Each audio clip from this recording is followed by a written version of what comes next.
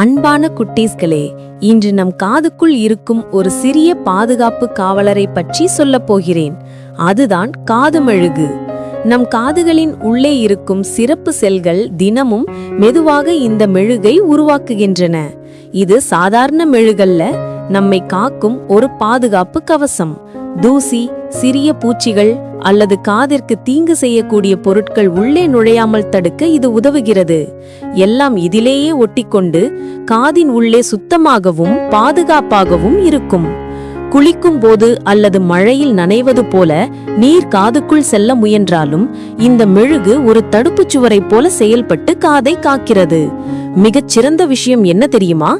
நம் காது தானாகவே சுத்தம் செய்யும். பேசும்போது, நடக்கும்போது அல்லது மென்று உண்பது போல எளிய செயல்களால் மெழுகு மெதுவாக வெளியே வந்துவிடும்.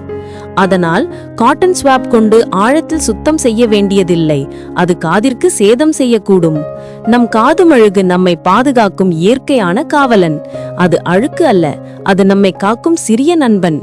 நன்றி குட்டீஸ்களே, எப்போதும் ஆர்வமாக இருங்கள்.